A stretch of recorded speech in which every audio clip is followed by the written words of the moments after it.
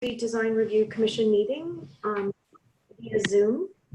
So I'm meant to read this disclosure statement to you all and for anyone who else is watching. So for those in attendance, please note that this meeting is a live webinar and is being recorded. A recording of the meeting will be posted on the village's website for viewing by the public following the meeting. Well, every effort has been and will be made to try to make sure that anyone who wishes to attend remotely may do so. This is a new meeting process that has been instituted to respond to the provincial health emergency.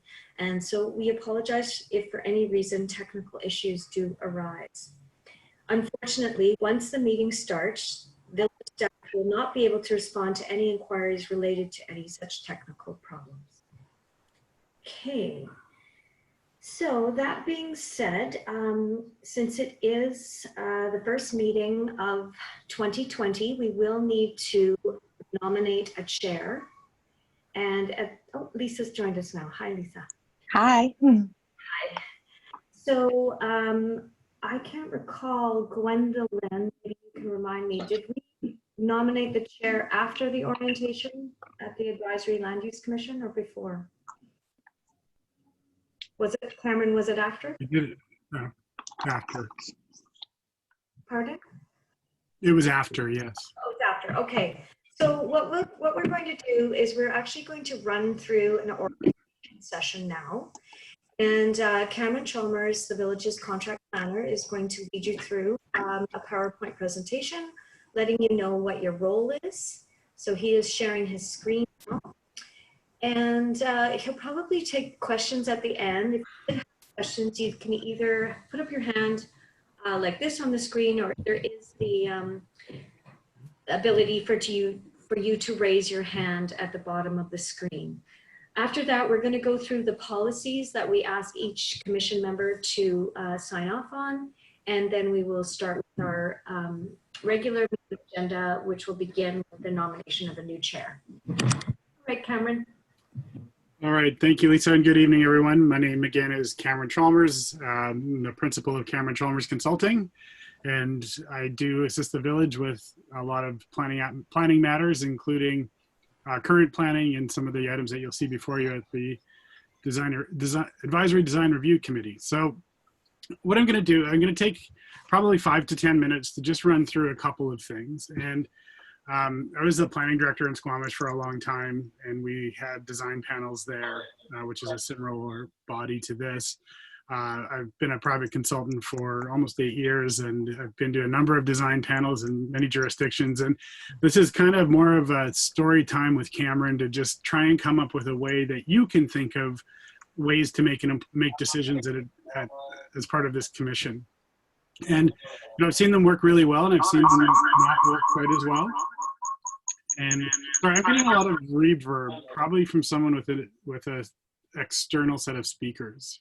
So it's reverberating back. Anyways, I'm going to continue. But yeah, so what we're going to do is we're going to talk a little bit about the roles and responsibilities of this commission. And the focus there will really be how do we come up with material out of this group. If you're going to take your time to attend, the applicants go to great time and expense to accommodate these meetings as well. It's staff time. How do we make them worthwhile? And that's really a factor of breaking down the roles and responsibilities clearly.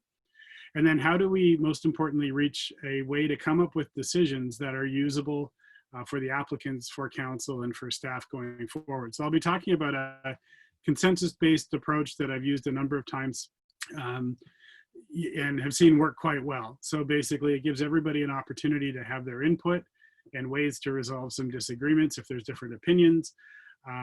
But really what it's intended to do is at the end of every one of these sessions, there'll be an output which is usable for council and staff and the applicants. Ideally, that will lead to a more rewarding experience as a member of this commission. And going forward, it produces more valuable input. I tell this story every time I give one of these lead-ins. I just did last week, but we were doing the waterfront landing sub-area plan in Squamish, which is a pretty big site, and it had a lot of controversy. And we had a session similar to this. It would actually involve the council members.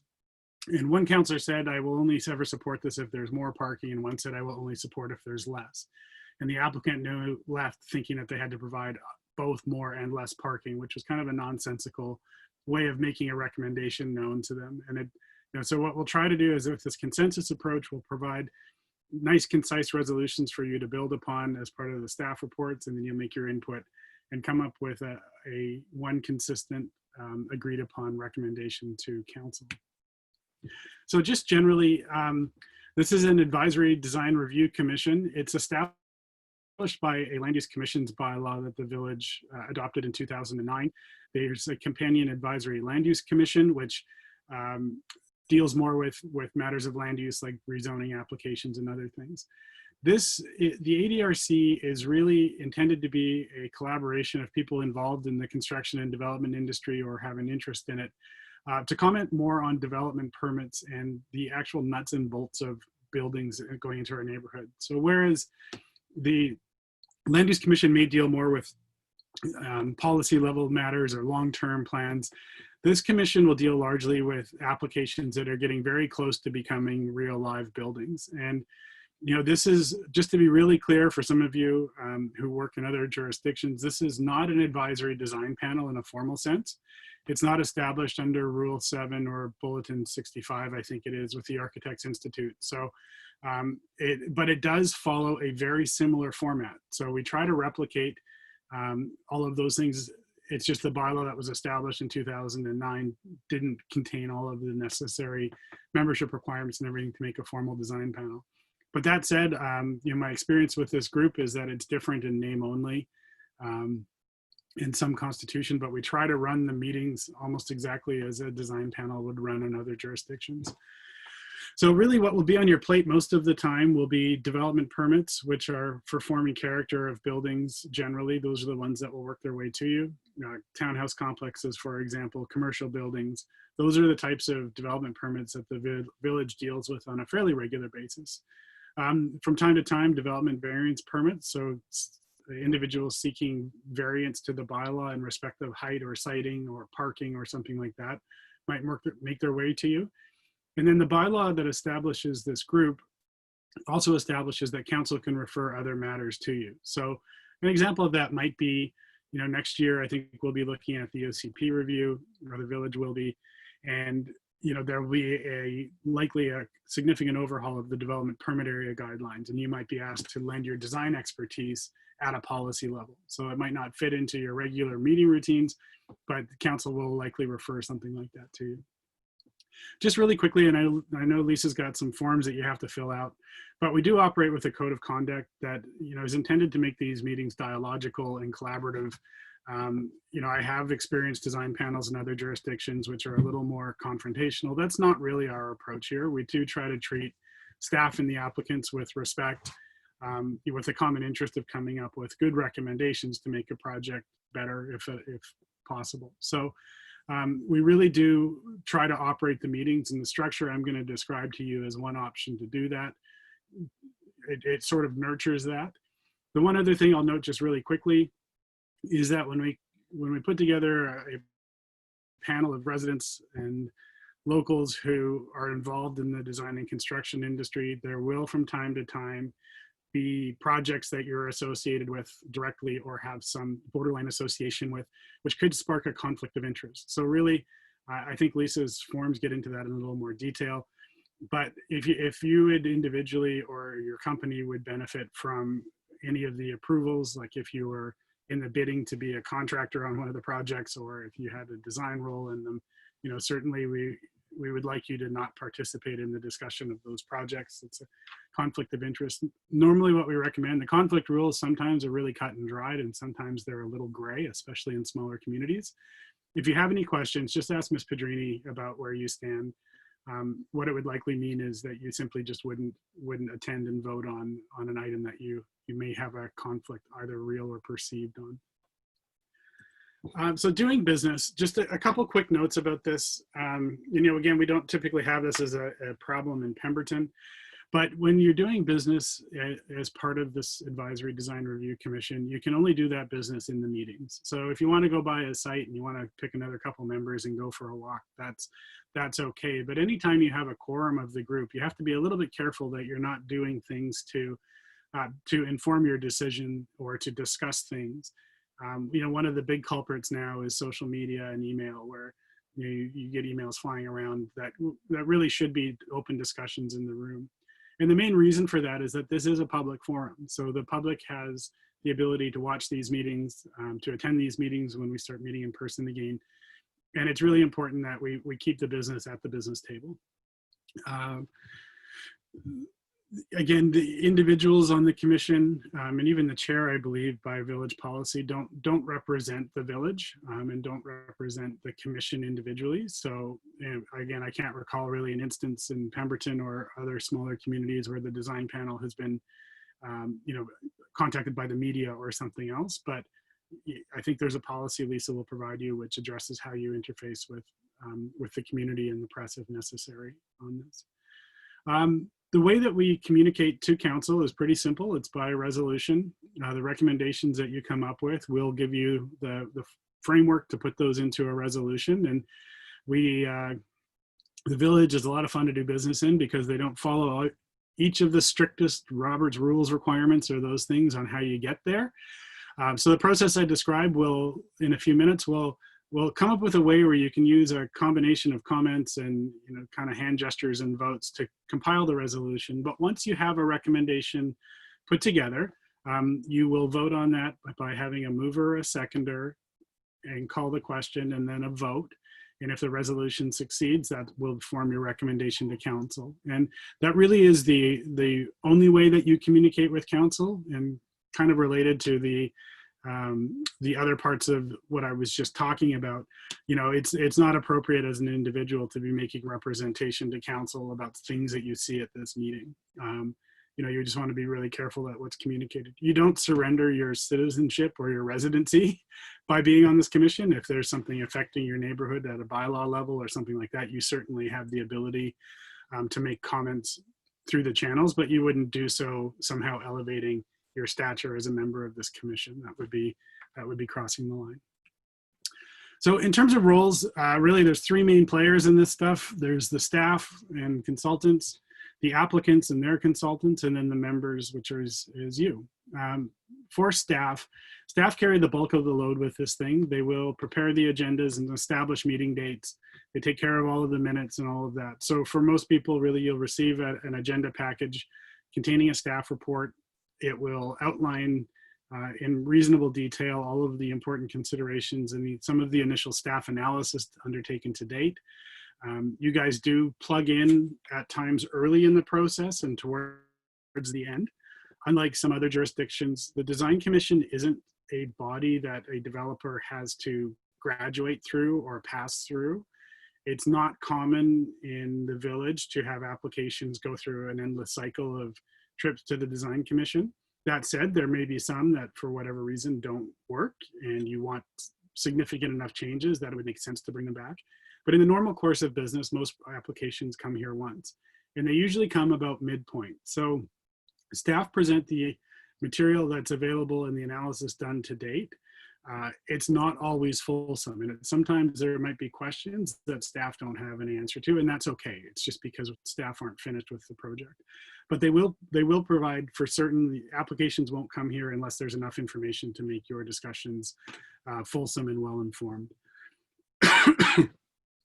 Once you make your, once you make your recommendation, this is different when you're doing it on Zoom, I forgot, my bad. Once you make your recommendation, particularly with the Design Review Commission, staff will take that recommendation and work through each of the points, usually with the applicant. So if there's 4 or 5 design-related comments that come out, the applicant will be present when that resolution's passed, and often staff will sit down in short order after these meetings and discuss the types of changes that are going to be made. That will happen in advance of development permits, for example, going to council. And we'll talk about that in a second. For the applicants, they have a role as well at these meetings. Typically, they're invited by the chair to present an overview of their application and then to respond to questions that you may have. We don't follow some of the more strict requirements in terms of who closes the discussion and ends the discussion. But what we really do is we do give applicants an opportunity to outline their project in their own words and then to respond to any questions that you may have. We'll talk in a little bit about the format. What we try to avoid in these forums is debate with applicants and with staff. That's not really the role of this group.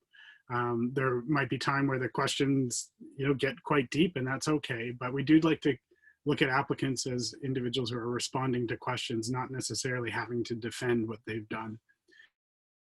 And the members, your primary role as a group is to provide recommendations to council by way of resolution. So that's really what your purpose is. And we'll talk about what that looks like and how those are followed up and closed in just a minute. So general meeting decorum, we do run a quasi-formal meeting format. So there will be a chairperson who manages the meetings. They will do all of the calling for adoption of the agenda and run all the way through. They'll call for for movers and seconders, and they'll call the question for votes and all of that. We do like to try to keep the meeting decorum professional, and that is speaking through the chair. So if you've seen council meetings on TV or you've sat in other forums where individual members of the commission are acknowledged by the chair before they speak, and they speak through the chair. We dispatch of a lot of the formalities about how you address the chair, but what we try to avoid is the cross-talking between different members of the committee as much as possible.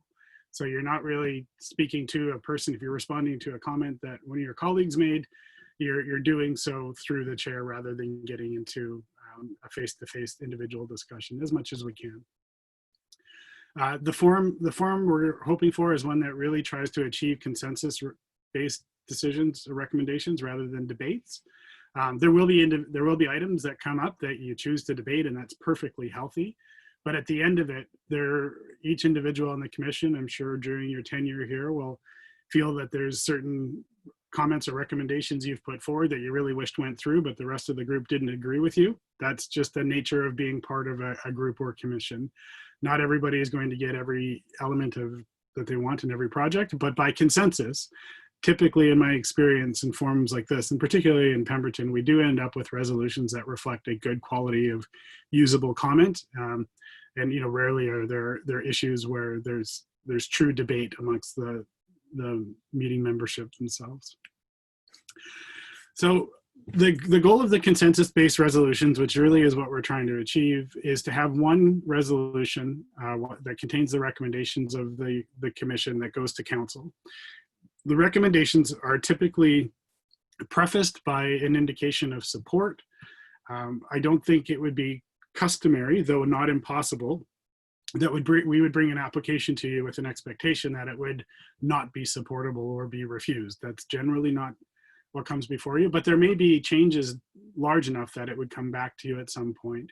But generally the preface will be a recommendation for support, and then with wording that subject to the following considerations. And that's where you would, in the resolution, insert all of the bullet points that come through your discussion and review of an application. So if you think the roof forms should change, then that would be put in as a bullet in the recommendation. And the more specific and clear we can be on what exactly the change that the board is seeking is really important for dealing with it afterwards. So just coming out and saying, I don't like the color scheme, that's not as useful as saying it would be better if the color scheme reflected the neighborhood more or had the same color palette as the adjacent building, or something that that provides some level of direction for staff and for council and the applicants as we go through the remainder of the process. So I'm just going to run you through a meeting process. This has been devised over the years, and it's intended really to get to that consensus-based resolution. And I'm giving it to you as a model. I'm not suggesting that this is how you have to do everything, but I'm going to go through each of these boxes and kind of explain why you might want to consider it. And maybe for tonight, we'll use this as a base, and it might modify itself over time, depending on how it works.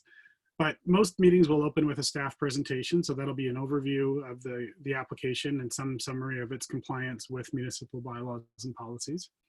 Typically after the staff presentation, there might be questions specific to staff. And usually those are questions of clarification. So, you know, how much parking is there really, you know, how tall is the building, or, you know, those sorts of things are the clarifications that you'd be looking for at this stage. We're not yet at the stage where we're entering into debate because we haven't received all of our information yet.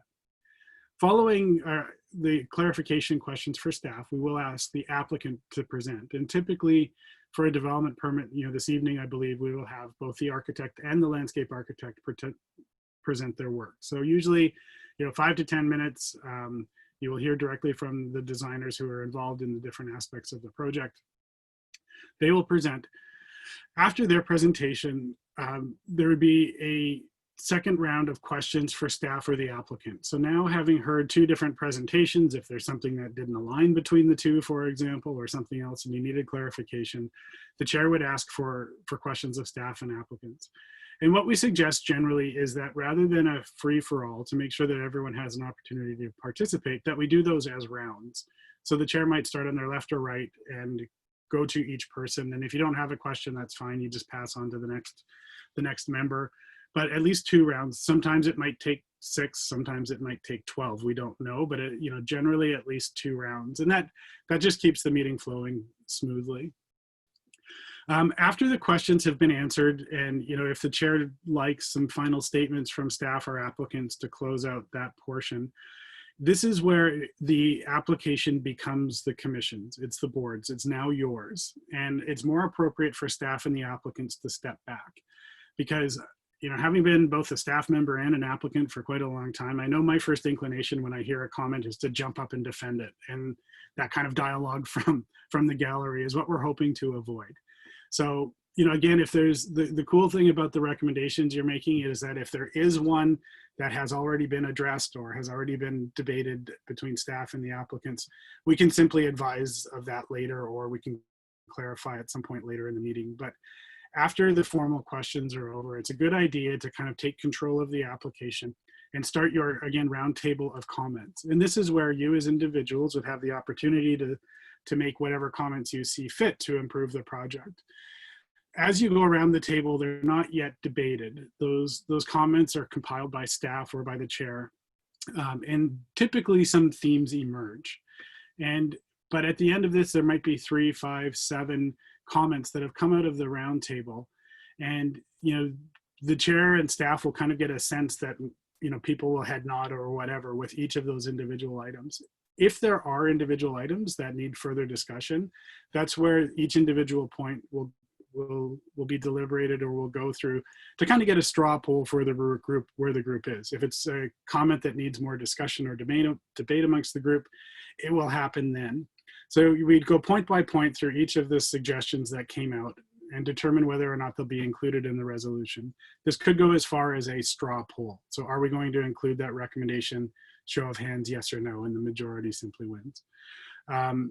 That's how we would compile the resolution, put it into that usable form. Then quite simply, after that, we would have the prelude that's provided by staff and the bullet points that's provided by the commission. The chair would put that forward for a mover, a seconder, and a vote on the resolution, and that's what would go forward.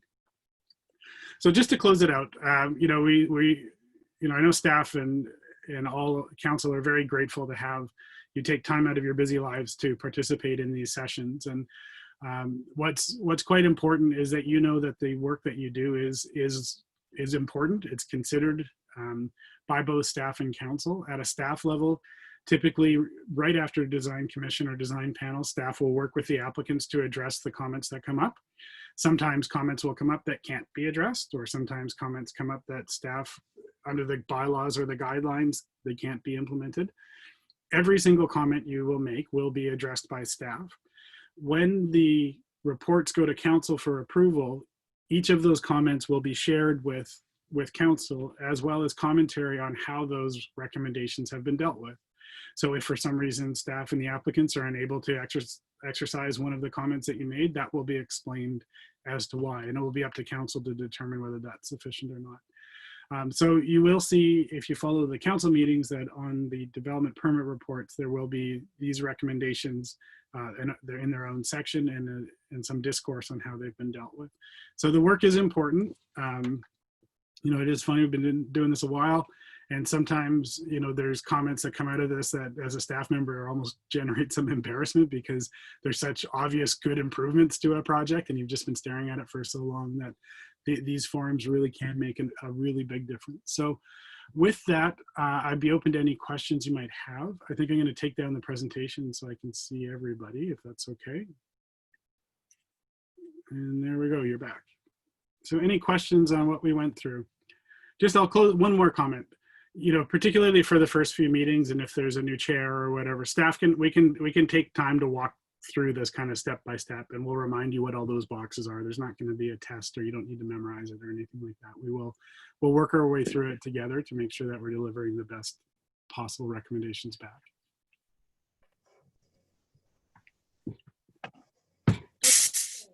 I don't see any questions. If anything did come into your mind afterwards, you can always email us as well.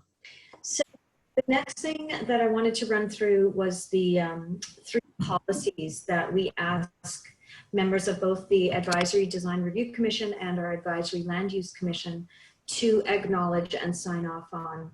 So they have been included in your agenda, and Gwendolyn Kennedy has also emailed them to you separately.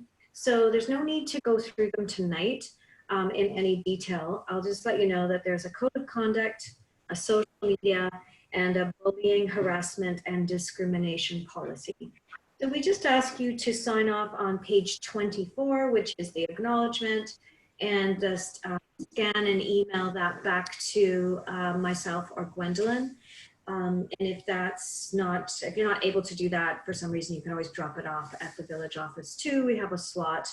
Our office is not open to the public right now. We've been working from home due to COVID-19, but if you did need to drop something off, you can. I'm going to start us off with an introduction. So I'll begin with the staff members here that are on the Zoom call. And then if the members themselves could introduce yourselves and just give us a short, brief background on sort of your professional expertise, or what drew you to the Advisory Design Review Commission. So I'm Lisa Pedrini. I'm the Manager of Development Services, and I will I'll get Alicia Harvey to go next. Hi there, I'm Alicia Harvey. I'm the legislative assistant. I work in corporate and legislative services, and I facilitate our council meetings, and so have inadvertently become the Zoom host for the village for now. And so I'm just here facilitating and moving attendees and panelists over as needed. Thank you. Joanna, do you want to go next? Yep. Good evening. My name is Joanna Reese, and I'm a planner with the Village of Pemberton. Thank you. And Gwendolyn? I'm Gwendolyn Kennedy, and I'm the Building and Planning Clerk. I take the minutes and assemble agenda packages and answer questions and send out information. And you've already met Cameron Chalmers. So why don't we start with Ali Shiel to introduce yourself. I'm Ali Shiel. I am an architectural and landscape designer. I'm based out of Whistler. I work predominantly in the Whistler-Pemberton area. Thanks, Ali. Can we go next to Lisa Ames? Hi, I'm Lisa Ames. I don't know which screen to look at because I've got 2 going, sorry. I'm a local realtor with Whistler Real Estate. In Pemberton, on and off since 1995.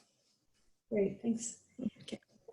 Brian, can I put you on the spot next? Yeah, I'm Brian Dorgello. I live in Pemberton, and I'm a home builder in Pemberton. Own Dorgello by Design. Thank you. And Go ahead. sorry. No, that's fine. And Miranda? Hi, yeah, I'm Hakaranda Kirkwood, and I'm the general manager at Murphy Construction, and I'm also on the Pemberton Chamber of Commerce as a director. And Lena? Hi, I'm Dr. Lena Craik. I'm one of the new chiropractors at Pemberton Valley Wellness, and I'm also a director on the Pemberton Chamber. Thank you. Just to let the commission know that every year the Chamber of Commerce does delegate a member of their board to sit on the ERC, and Hakaranda is our regular member and Lena is their alternate. So they're both here tonight. And Lena is new to the commission, so hopefully that wasn't too much information overload for you. And another new member to the ADRC this year is Julie. Do you want to introduce yourself, Julie?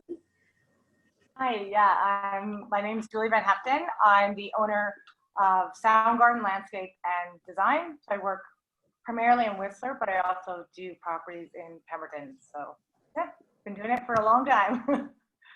Thank you and welcome. And another new member to our commission is Jason. Do you want to introduce yourself, Jason? Yes, I'm Jason Matthews from Matthews Design. I have been doing architectural technologist work in the Sea to Sky corridor from Squamish to Pemberton for 10 years plus. Great. Thank you very much, everyone. So we will start the meeting now with a nomination of a new chair. Typically, we get someone who's been on the commission for at least a year to act as chair, but new members, if you're familiar with the Roberts rules and working on this kind of format, you are also welcome. Lisa Ames was our very great adept chair last year, and I'm not sure if it has to be a new person every year, but we're open to any nominations, and if I don't hear any nomination, any volunteers.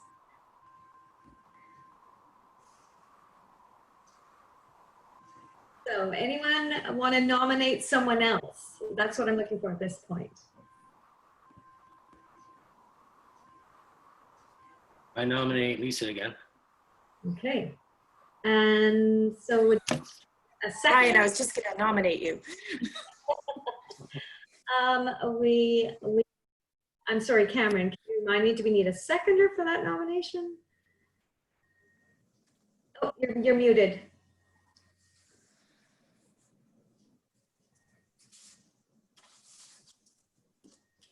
Sorry, I was just looking something up actually. Yes, first we should ask if Lisa's open to the nomination. Okay, so Lisa, are you open to the nomination? Yeah, unless someone else really wants to do it. Well, there might be other nominations, so we'll just ask if you're open to the nomination. Oh, I'm open to the nomination. Okay, and can we get a seconder for that nomination? One of the commission members. Okay, so Allie has seconded that. And is there any other nominations? I'll nominate Brian. Okay. And do we have a seconder for the nomination? Oh, sorry, Brian, would you accept that nomination? No, that's okay. Okay. Okay, I'm going to assume we might not have any more nominations, but I'll ask one more time. Is there any other nominations? Okay, so then I guess I would ask all in favor of Lisa Ames remaining as the chair of the Advisory Design Review Commission for 2020. So all in favor, put your hand up. Yeah, looks like that gets carried. All right, Lisa, I'm going to turn the meeting to you. Okay, I'm super rusty and I don't have an agenda printed. That's why I've got two screens. So there we go. Hang on. Can you let me know what page number on the? Yeah, okay, 1 second here. So the agenda is page, what is it here? Gwendolyn, do you have that at your fingertips? It's page 25. Okay, yeah, I've got it here. Okay. So you would call the meeting to order. Okay, so that was all the the preamble. That wasn't actually the meeting previously. Correct. Okay, I will call the meeting of the Advisory Design Review Commission of May 7th to order, and ask for an approval of the agenda.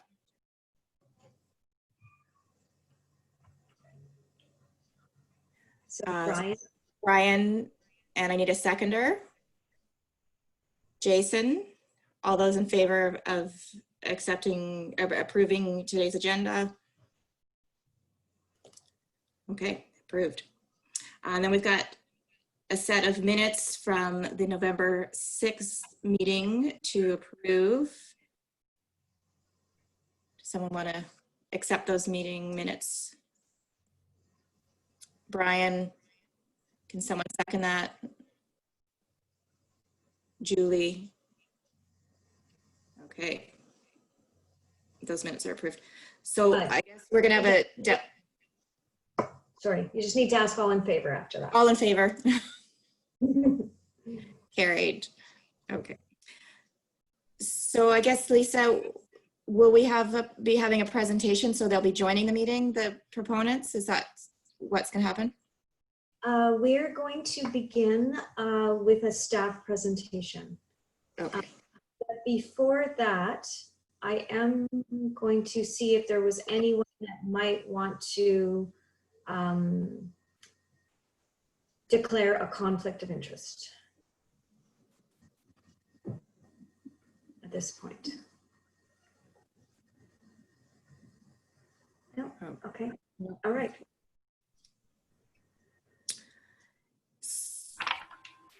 Is Cameron going to make the staff presentation? I will. Okay. And then are the proponents joining after Cameron's or before? The proponents will join after Joanna's presentation, and there's been a round of questions from the ADRC.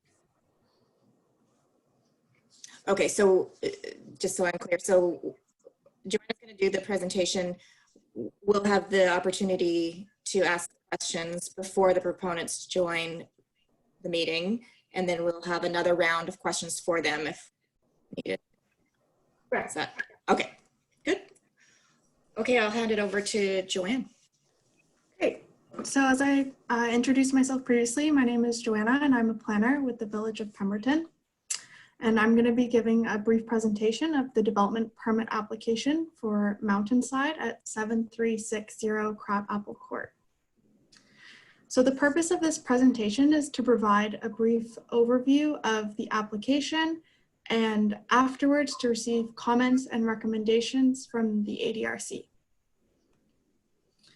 The village received the development permit application on February 13th from Greg Coombs on behalf of Coombs Development Corporation, and it has been referred to internal departments and external agencies for referral, and today we're bringing it to you, the Advisory Design Review Commission.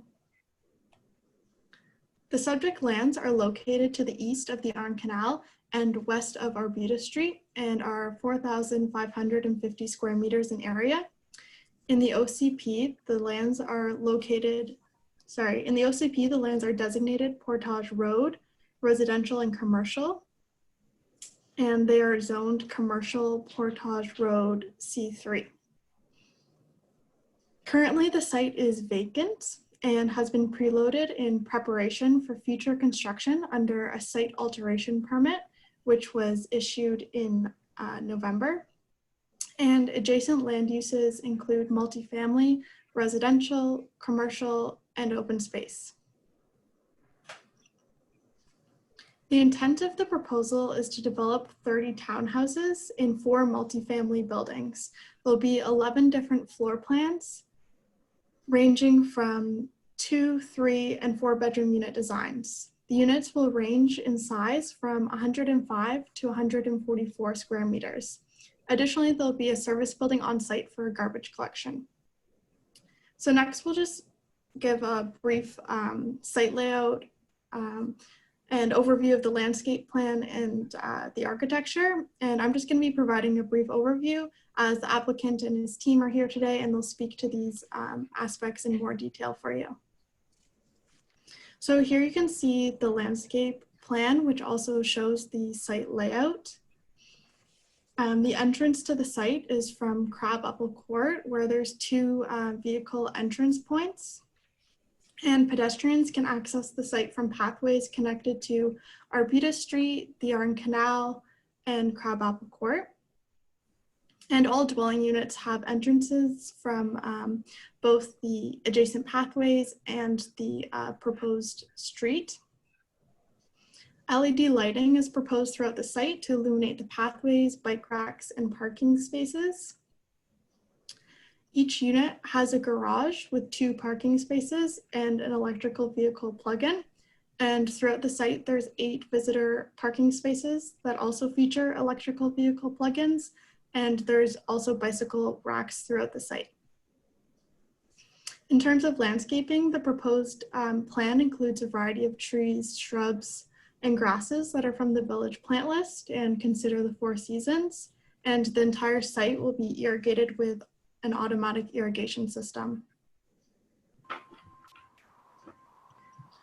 So the architectural design of the townhouses is described by the applicant as modern mountain farmhouse and will feature 2 color palettes of earth tones. The buildings have been designed to positively address the street frontage along Arbutus Street, appearing to be 2 stories from the street and with garages oriented to the rear of the building. The living spaces are located on the 2nd and 3rd floors to ensure that all the habitable space is above the flood construction level. And all of the units have a front patio and rear balcony. So in terms of zoning, the residential townhouses are permitted in the C3 zone, and the proposal meets the density, setbacks, and height requirements. A variance is required to permit tandem parking for 20 residential units that are larger than 110 meters squared. And these units range in size from 123.4 meters squared to 129.8 meters squared. So this concludes my presentation and the overview.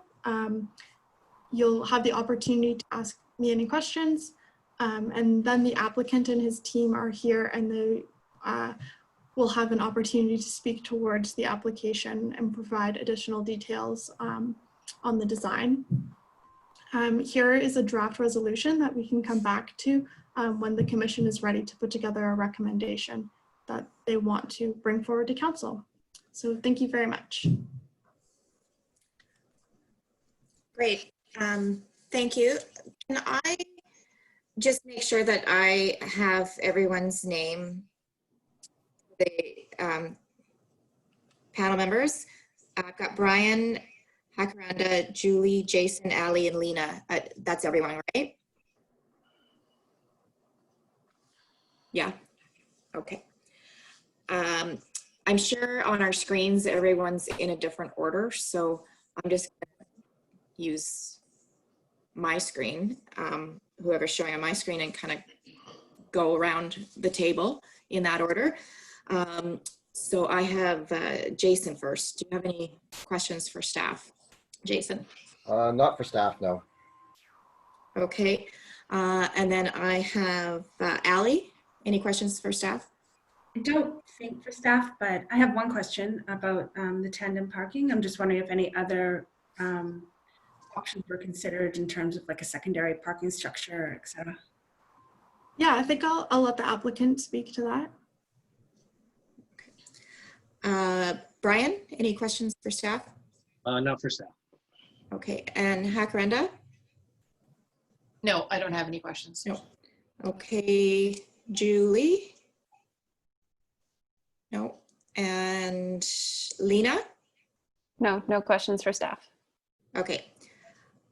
I think that's everyone except for myself. I have a couple questions.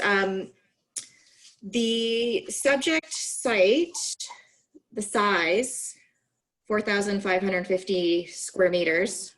Yep. I wish that was in square feet, but that's okay. I'll translate. How does that compare to the adjacent Woodbridge property? Do you know the size of that? I don't. Okay. I believe it's smaller. It's about the size of this site is about the size of 1.2. Sorry. Okay, and the reason I'm asking is because this is a proposed 30-unit townhouse site on 4,500 meters squared. Woodbridge is 24 townhouses, so I just wanted to be able to compare in my head. But maybe the proponents will know. Or Lisa, do you have that info? I didn't have it at my fingertips, I'm sorry. Okay. The square meterage of the Woodbridge development site. Okay, all right, that's okay for now. I guess if we don't have any further staff questions, we'll just invite the proponents in for their presentations. So Alicia will now upgrade the applicants to panelists, so you'll be able to see, see and hear them. So we have Greg Coombs, the applicant, Jim Busey, the architect, Christina Celine is the landscape architect. Oh. Hello, Greg. Hello. Greg. All right, and there's Jim. And Christina should be joining momentarily with her video. So I believe sorry, I didn't mean to take your thunder, Joanna, you go ahead. Hi, Greg, Jim, and Christina. Lisa Ames, I'm chairing on behalf of the committee. We just had a presentation from staff and had one or two questions, but we're going to hand it over to you for your presentation now, and then we'll do another round of questions for you. You can go ahead. All right, so should I take over, and can you hear me okay? Yes. Yeah. Okay, good. As outlined very well, we have 30 units placed on this Y-shaped property between Arbutus and the Arn Canal. The property is run by pedestrian connections and multi-use paths to provide around the site access as part of Pemberton's trail system. We have spent a lot of time and energy trying to make this streetscape appropriate to the neighborhood and the future development of Pemberton, and are very pleased with it running forward. We've kept the street faces entirely free and clear of driveway accesses or garage doors, and rather retain those of what's called an internal street. It's really an internal driveway.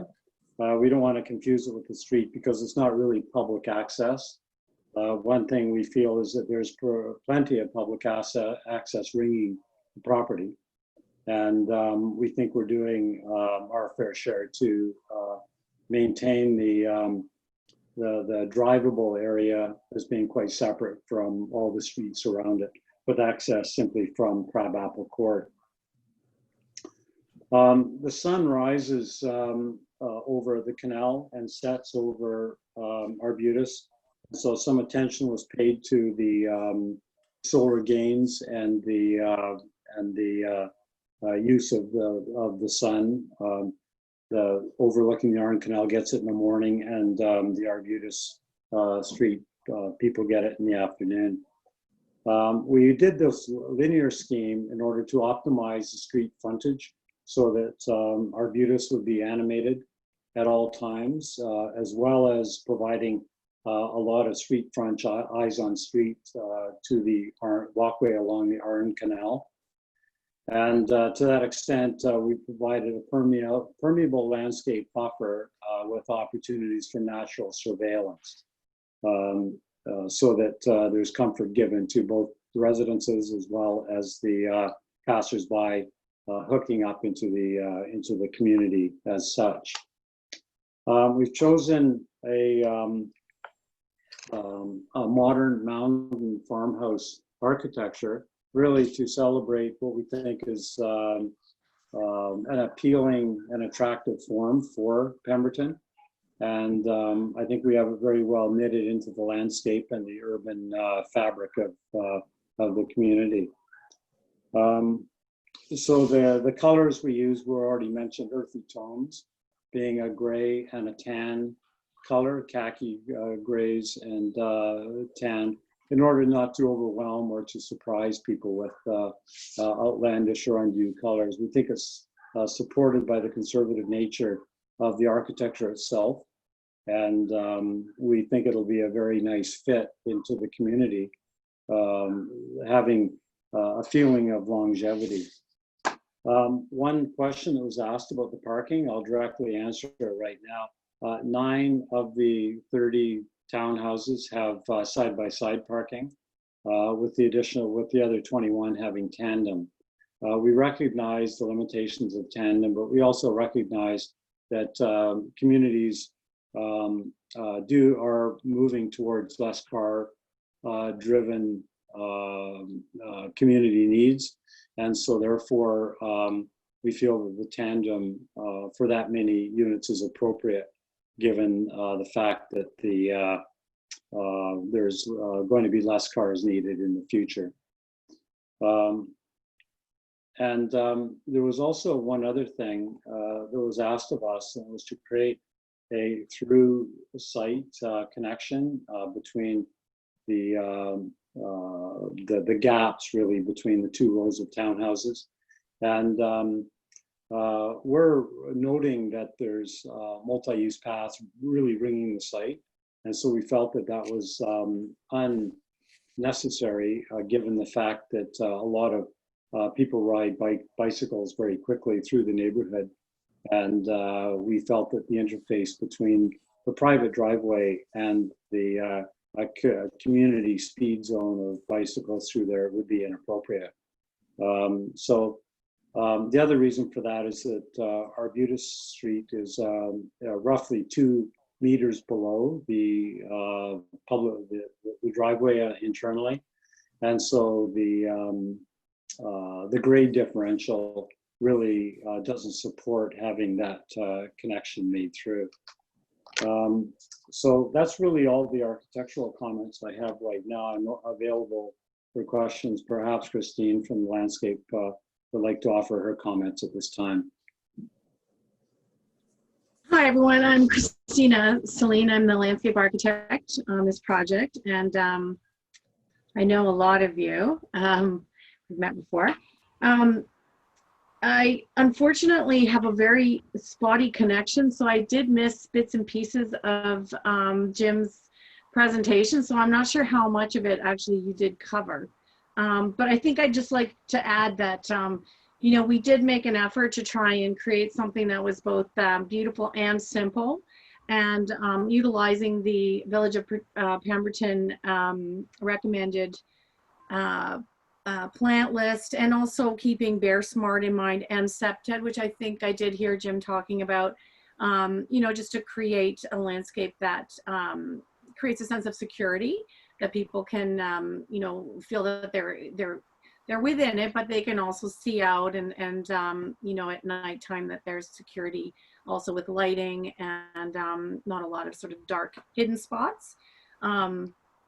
Maybe the security is more from bears in Pemberton, but you know, still the same thing, not a lot of spaces to hide.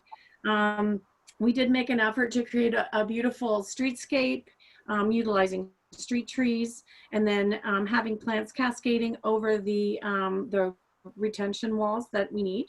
We did make an effort to try to reduce the look of that retention in the front by greening it up and softening it.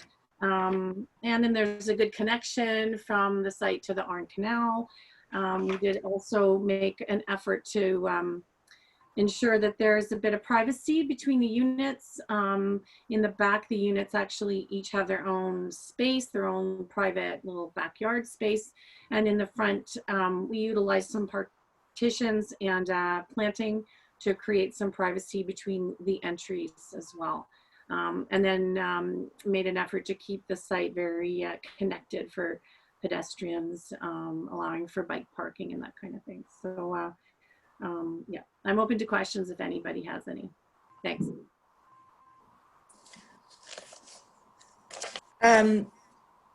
Thank you, Jim, and thank you, Christina. Greg, did you have anything to add to this, to your presentation?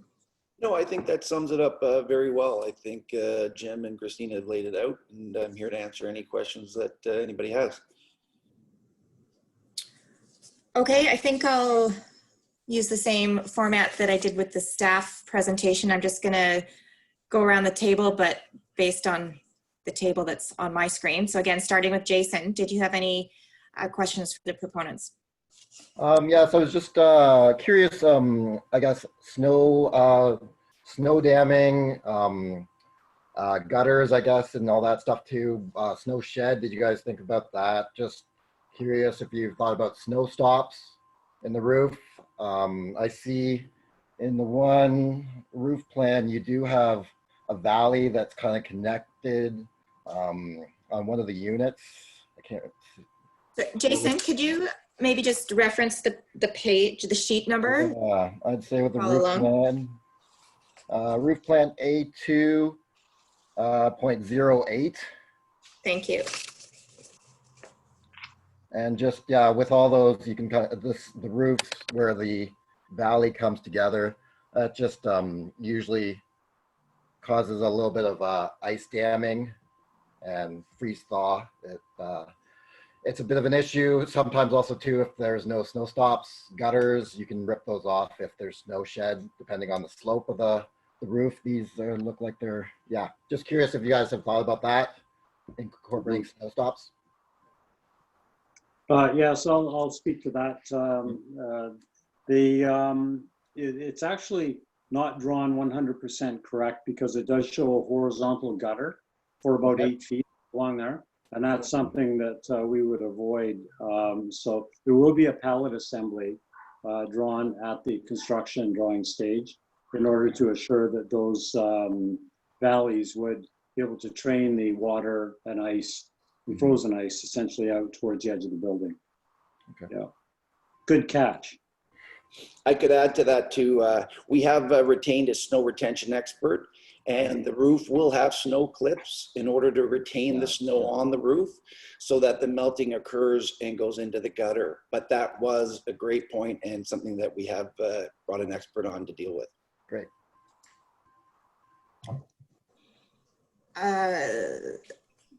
Jason, sorry, that's all from you?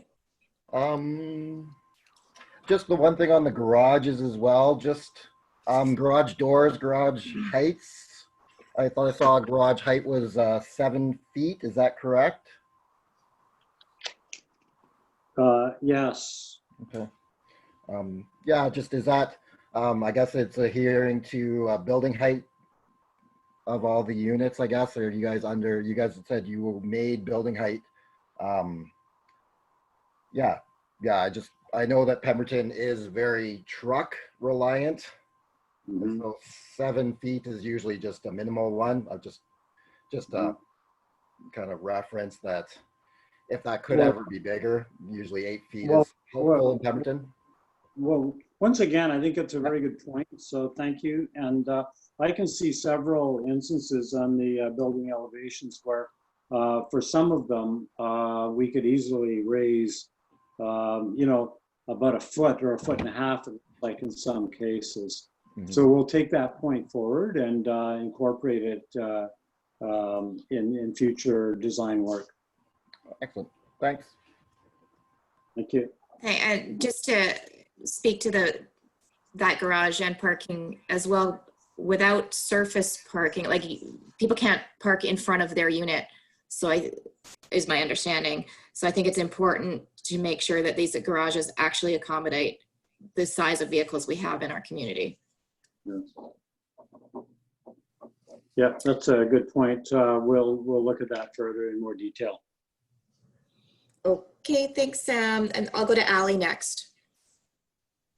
Sure. I don't know if there are more questions or comments. One, just starting with the details, I noticed shutters on the building. I'm wondering if those are functional or purely decorative. Yes, they are. They're purely decorative. Yes, they are. Yes. And it was considered that, you know, the east-west orientation is great, but if there was some consideration that maybe they could work functionally as well in terms of solar gain, if that was considered. Mm-hmm. It wasn't at this point, but that's one thing we could give further consideration to. You know, for instance, sliding shutters, or that they might have some environmental performance, you know, on being, you know, sort of decorative. Okay. Well, just to allay any fears that you might have, as far as a window to wall ratio goes on this, the style of the architecture being a slightly more traditional than modern means that the windows are really small compared to the size of the overall window wall face. But I think it's a good point with the shutters. We'll investigate that to see if there's any operational sides to it. That's of course going to be weighed against any liabilities that might occur by having shutters swinging around in high winds. But we'll definitely have a look at that too. And another point is, you know, obviously you have FCL challenges. And so actually one of my reasons for questioning the parking beyond, does it have the capacity, will people just end up parking, you know, illegally or on the streets, et cetera, because they just don't feel they have the garage space. But there's obviously a lack of direct connection from living space to exterior space. And these units are predominantly 2, 3, and 4 units. 4-bedroom units. So presumably that assumes families. And so looking at the sizes of the balconies, like I'm seeing there are maximum, say 5'3" in depth, etc. If there was consideration of how to perhaps somehow make stronger connections between your living space, exterior, or perhaps some of the balconies are double depth, like 10 feet, and then you could have a, you know, a full family dining table out there. And likewise, where roof terrace is considered. I mean, I think density is fantastic. I think it's awesome. But when you've got developments as dense as this, and you can't activate that ground floor, though you have activated the elevations for sure, were there considerations of perhaps, you know, roof terrace, or like I said, some of that parking, perhaps it was in a secondary location, that some of that parking could be, you know, make a more open courtyard at the ground level. Mm-hmm. Yeah, well, we'll look at that. The site plane is you know, taken up fairly much by the motor car, which we're all hoping to diminish over time, of course. But the sizes of the units, of the deck space to the units right now, we can look at that further, and perhaps also with Christine to see what we can do about that. So I would just say 5'3" is not terribly deep in terms of how families could function, and use that as direct exterior space. And then that leads to the next point on the garages and the courtyard, which I think is it's great. I think it's you know, great that the garages are off the street and it's like a courtyard of spaces. And if you look at some of the developments across on the other side of the 99, a lot of those garage spaces become very much sort of social spaces for the families. And you notice those garages are open and kids are in and out and they're playing all the time. Yeah. So it's more like a general detailing question about you know, sort of having more, perhaps maybe windows or glazing built into the garage doors, or more transparency so it feels more open, and more like the Dutch sort of streetscapes you see, where it's sort of family living and practical living and garages sort of merged together. Yeah. Well, I think that's, again, a very valuable point. And I think that if there was a bit more animation between the garages and the outdoor space, I know I played a lot of ball hockey when I was a kid, and this looks like prime ball hockey territory. Yeah. And then, yeah, just another one back to the first question about detailing. And crafting style, I think in some areas, the windows aren't particularly generous. Be my feeling. Notably the transoms over sliding doors, the side windows to some of the upper gables. And, you know, I actually think this actually looks more like a Vancouver craftsman style. Modern farmhouse is sort of open to interpretation. Some of it might look a bit reduced or value engineered, be a point perhaps. I'm not sure, maybe it has to do with energy efficiency. And like I say, back to just sort of architectural references and questions. Again, you know, perhaps why be so bound to, you know, the shutters, for instance. Perhaps they could be a more contemporary version of. My concern being that it might somehow come across as kitsch if it's sort of shutters pasted onto a building exterior is the question.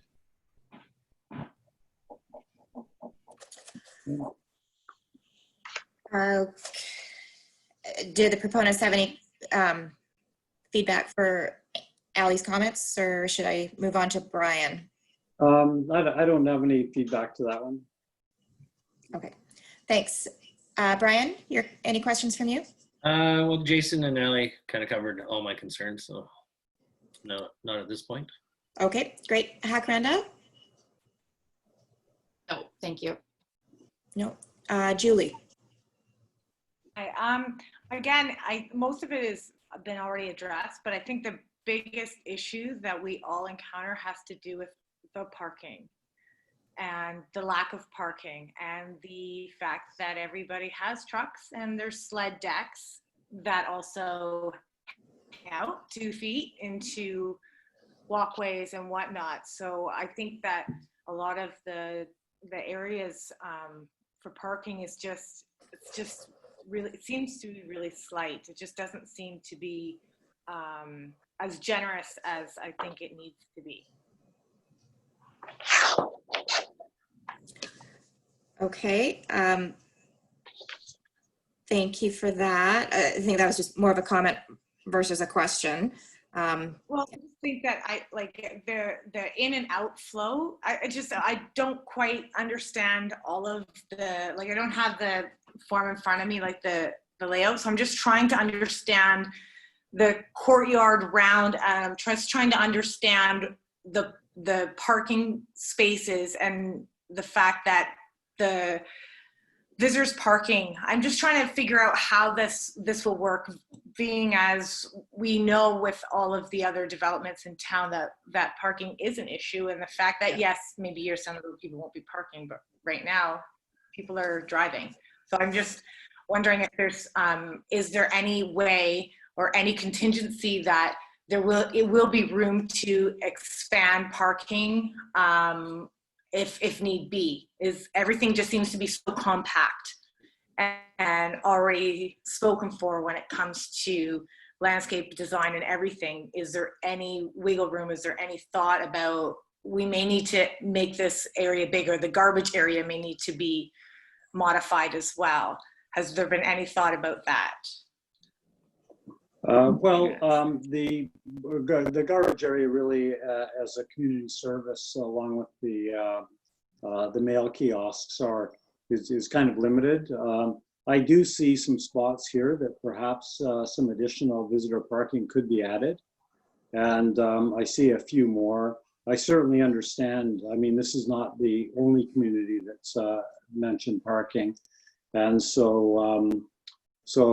Given that, there is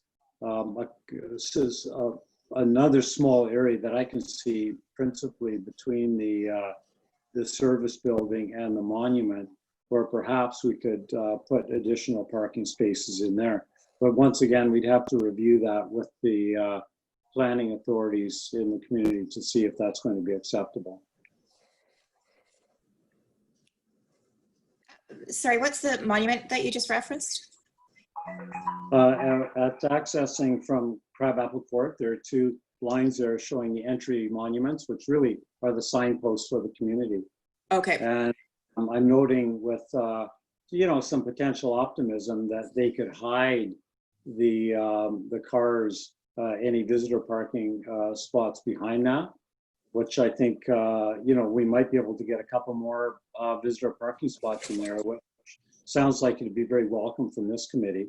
But before I make any sort of commitment towards that, I want to run it past the planning department to make sure that we're in line. Okay. But that's one place that I can see right away where, and perhaps one more, but there again, I think it would require more detailed study to prove that out. Cameron?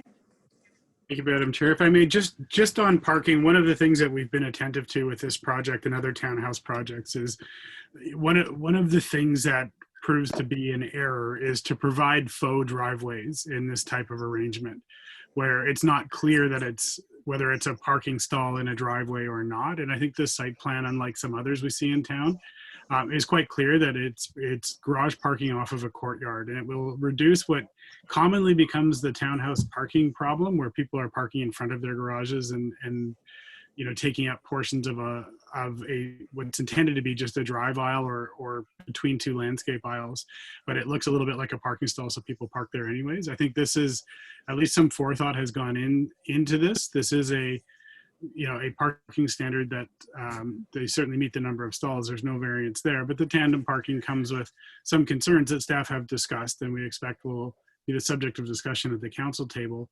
But all in all, I think if the parking strategy works, and again, good comment about garage heights to accommodate other vehicles, the site plan works very well for garage-based parking. So I just wanted to make that point.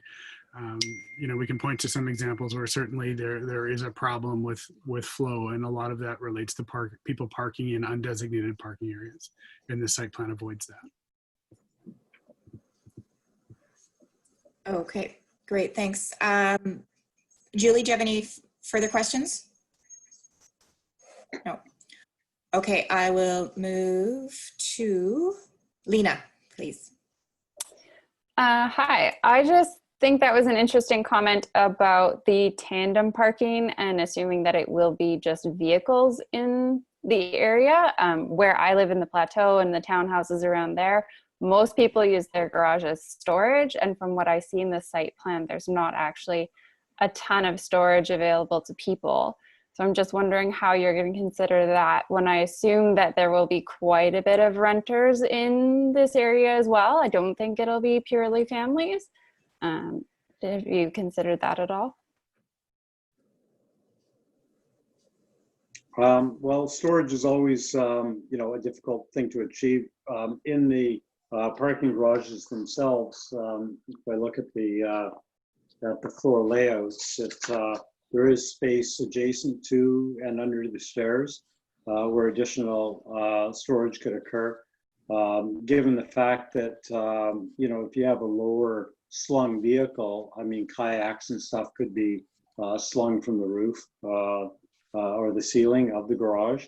So that's two areas right away where some storage could be accommodated.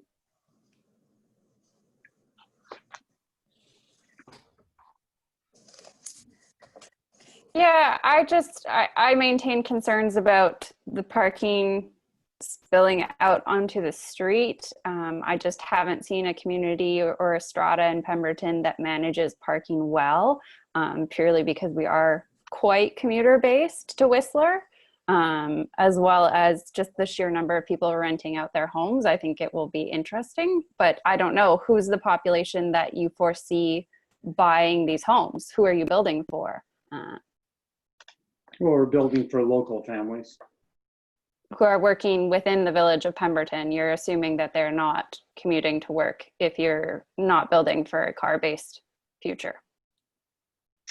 One would hope that there'd be employment sufficient in Pemberton itself, but the vagaries of how all that works out is pretty unclear when you don't know who the buyers are going to be specifically. I can add to that if I could. I mean, we designed it, I would assume, we're going to be selling to residents of Pemberton who work if there's two working parents, we're walking distance to the childcare, walking distance to the grade school, walking distance to the high school. We have taken that into consideration, and that's why we thought that the 2 tandem parking spots where people could park 2 cars in and then maximize safe storage at the same time on a lot with some constraints. That was a serious concern that was brought to our attention by a lot of the real estate people that we talked to up in Pemberton. So our goal is to maximize the parking space, the garage door height. That's actually come up several times with our discussions with everybody, that a lot of the trucks in Pemberton do carry racks and so forth. So, you know, that was our idea. And then just good. Sorry, Cameron had something to add to that. Go ahead. Yeah, just one comment. When we look at this site in context, it's an area that is predominantly multifamily apartment uses around it. This will be unlike some of the other areas in that there really is nowhere for parking to spill off of the site. So the parking on the street, it's either no parking or 2-hour restricted parking. And you know what, this is as close as Pemberton's going to have to an urban enclave where, you know, it might not appeal to everyone. It might not make sense to families that have 4 vehicles or need 2 trucks because there's not that ability to spill out onto the street or somewhere else within reasonable proximity. It's kind of tucked off on its own. So, you know, we do, even if this project were to meet the bylaw standard and have side-by-side garages, it really wouldn't be a way that achieves significantly more vehicle parking or storage necessarily.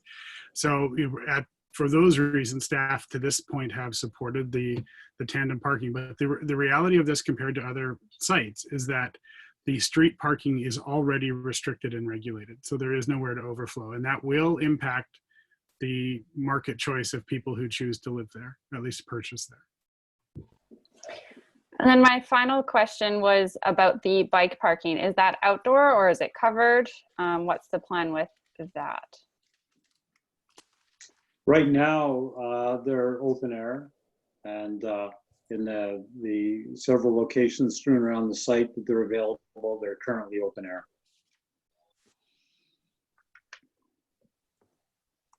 Okay, I think I've hit all the panel members, and then I have a couple questions.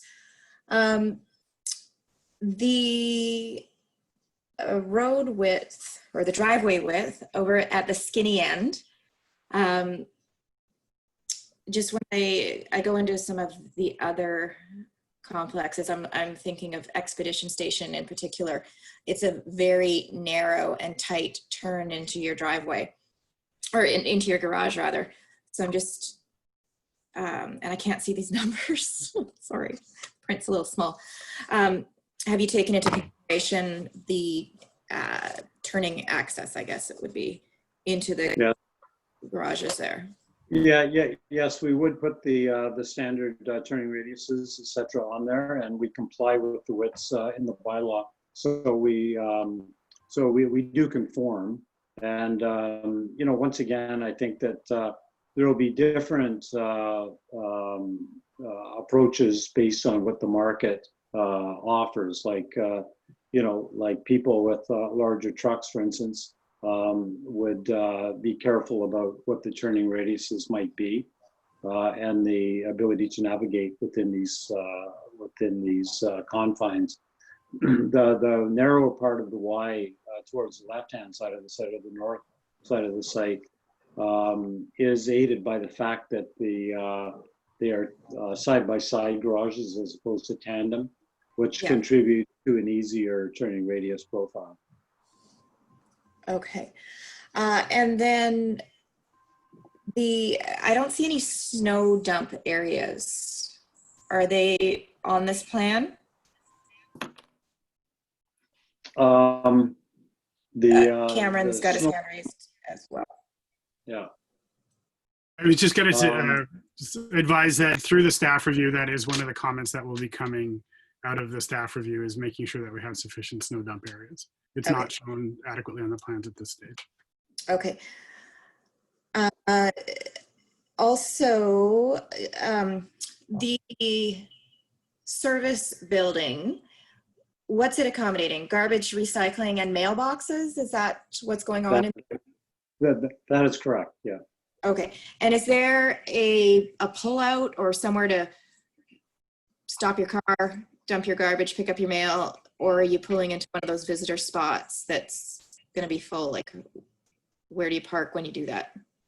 It appears that we have a travel path with a, you know, if it were me, I'd be doing a quick stop and just jumping in and jumping back in my car and heading out again, unless I was walking it to the station. But it looks wider in front of the service building in order to provide a little bit more access, even though that space would be needed to back out from those tandem spaces in the units directly across. But visitor parking, you know, if it was used, of course, it would only be used for very short periods of time, if available at all. But the encouragement, of course, would be for people to deliver them by hand, by foot, to deliver the garbage, rather than by car. It's not that far to go. Okay. You had talked about each unit having its own sort of backyard space, back area space. Is that fenced, or is it just wide open common area, but it's outside of your unit, so it's the expectation is that it's your space? Or is there any privacy factor? Yeah, we provided a landscape buffer in order to create that proper sense of privacy versus community. And so for each one, it of course has a slightly different amount. Christine, would you like to speak to that?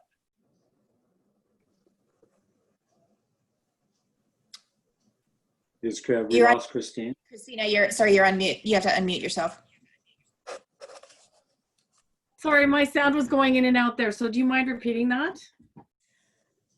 The backyard space or the private space there's no fencing as such, but there's some landscape providing privacy between the units. Is that correct? Yes. So you mean along the canal, that area? I meant behind. I think they're talking about every unit. Every unit, the private outdoor space associated with each unit, the containedness of that, you know, to allow children out there to play without running outside of the bounds of the privacy. And also, you know, I had mentioned that there's a permeable landscape buffer with great opportunities for natural surveillance at that point. And the question really was, is there a sufficient outdoor space provided for each unit? Right. So I think the units that are along the canal, they have their own little private area that has a little bit of paving where you could set up some chairs and you know, sit with a smaller group. And then there's a fence that divides sort of the private from the more public area, but there is a grassed area on the other side of the fence that goes out to the pathway. So you could utilize both sides of that. It's just one side is a more private experience and one is a sort of semi-public experience on the back. The trees are on the property that we're proposing. So those would be within the fenced area, providing some shade to those usable sort of outdoor spaces on that side along the canal. And then on the sides, on the backs of the units or the fronts of the units, I would rather say, on Arbutus Street, those are much smaller, sort of little front porch patio kind of idea. It's that kind of an idea. So it's where you could sit and have a little bit of privacy because there's screening in between the front doors, but you could also interact with your neighbors there. and people will be walking by, not, you know, hordes of people. Obviously, it's a you know, semi-private pathway as well that runs along the front at the top of the stairs and at the top of the retaining wall. But yeah, that's what that sort of area is intended to be. It's a little bit of outdoor space where you could sit outside on a chair and have a conversation. But it's not the same amount of space that would be available to the units that are along the canal. Okay, Lisa, you have a comment? We just realized that the link to the landscape plan that we had thought was in the agenda was missing. So if anyone wanted the landscape plan, it has now been emailed to you, and our apologies for that. I could also bring it up and share it on my screen if that would help. Sure. You want me to do that? Yeah, that it would be easier for me because I can't really get to my computer while I'm doing a Zoom. And give me one sec. Just to let you know that Cameron had to leave, but I'm still here as is Joanna for any staff. Okay, it's just opening. Okay.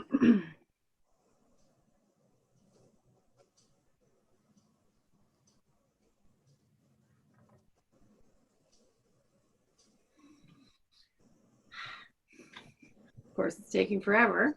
Yeah.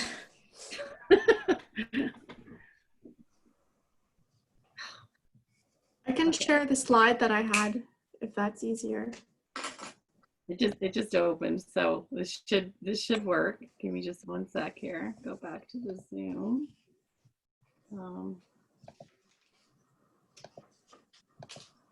Okay, so now I can pull it up. Make sure it's the one thing behind you. Okay.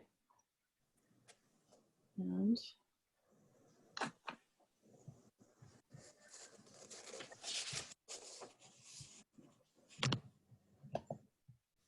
so strange that I can't get the Zoom on top.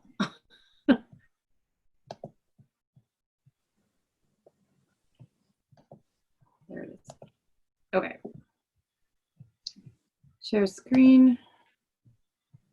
There you go. Okay. Can you see it? No. Oh, I see it now. Yeah.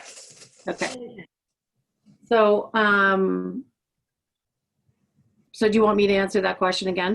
So can you see this little cursor hand? Yes. Okay. Yeah. So I was talking about so these are the units that are along the canal, and they each have their own little patio areas where there's pavers set in grass, like this image down here. Yeah.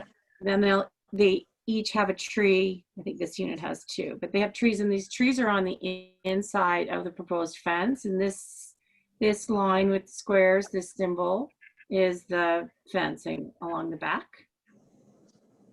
And then this area is all grass. And these are pathways that, pardon? Did someone say something? Jason, you're muted. I can, oh.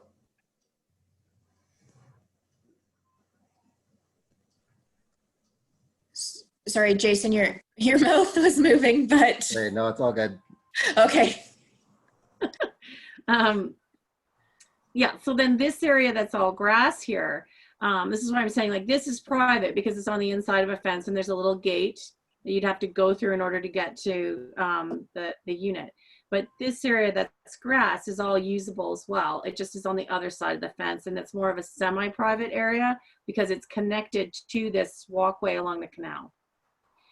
So, and then on the units that are facing arbutus,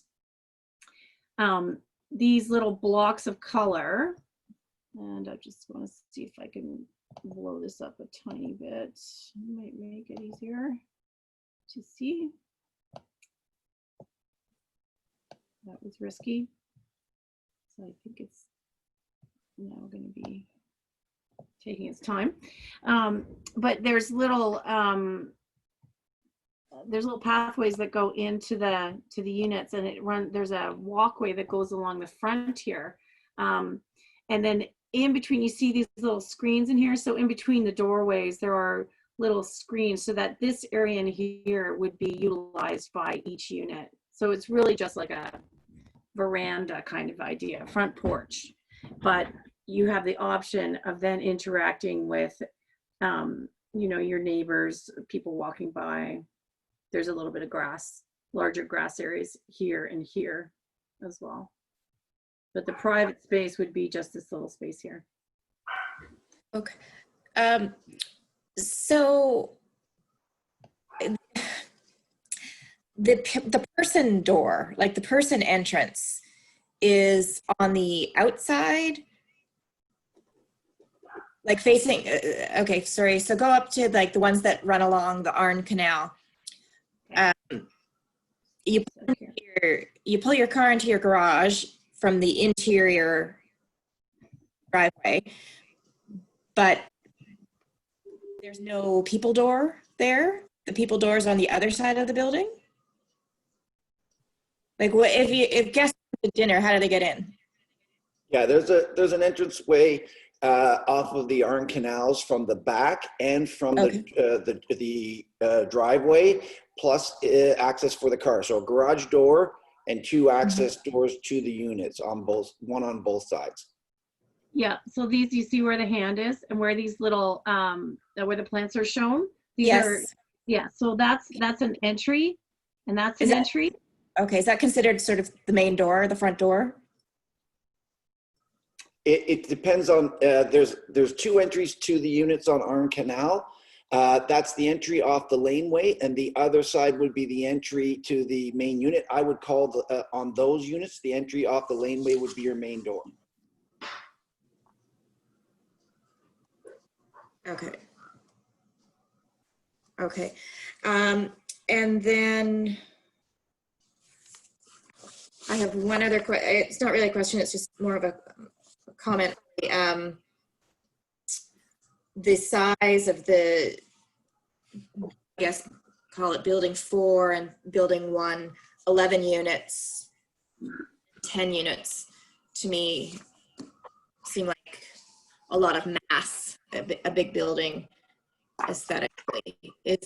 Was there any thought into separating those buildings? Make, for instance, building 4, make that into 2 buildings.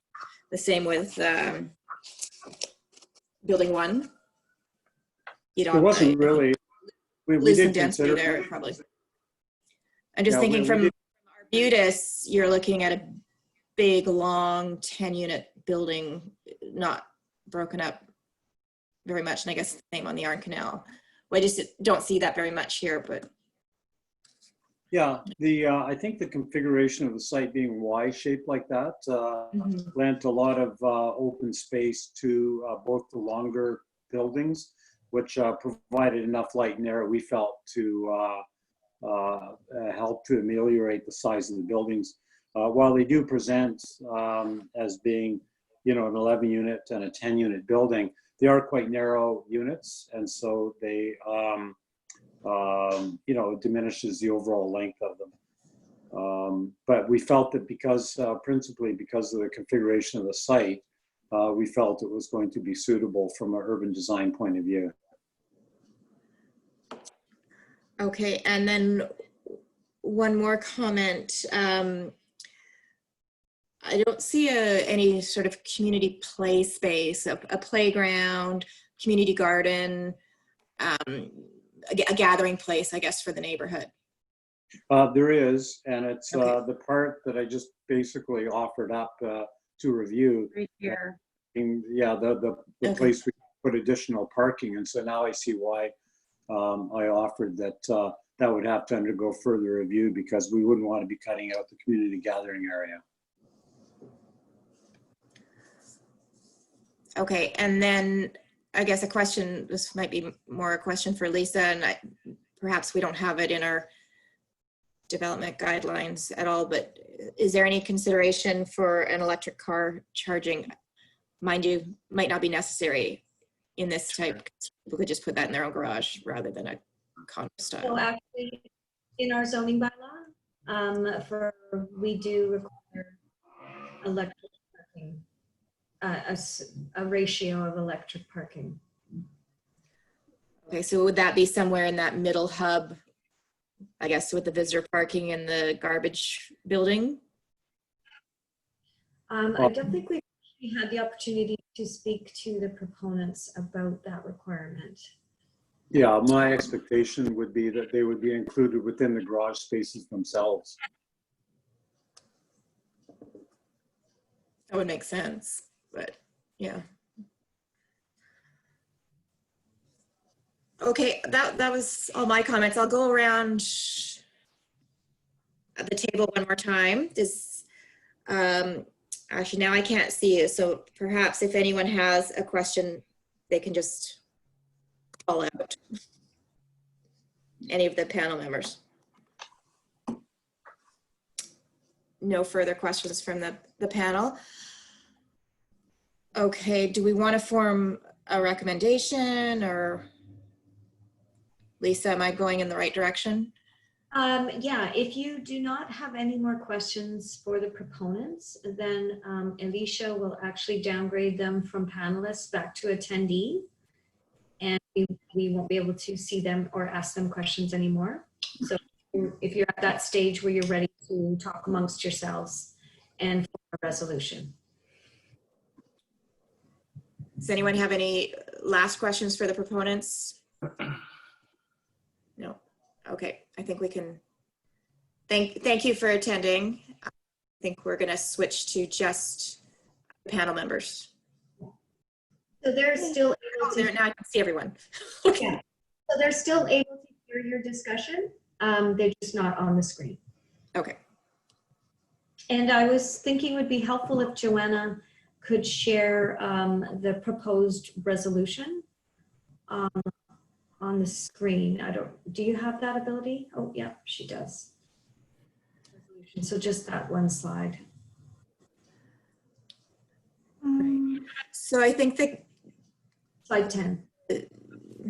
The key concerns had mostly to do with parking, so we want to get that in there.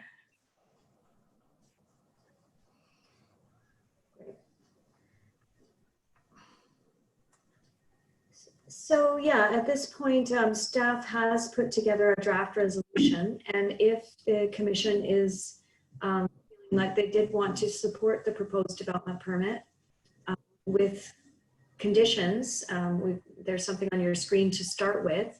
If you didn't feel that support, then of course we wouldn't offer conditional support, but it's, I would suggest going around the table and asking everyone what types, where they're sitting, and if they had conditions they wanted to add. Okay, so besides the parking, I will go, please let us know if you have anything in addition to that. Again, the order's changed, so now I'm starting with Hakaranda. No, I do not. Okay, and then Allie? No, I didn't. No, except that I do question the, I understand they have a ratio of exterior balcony, et cetera, space to floor space.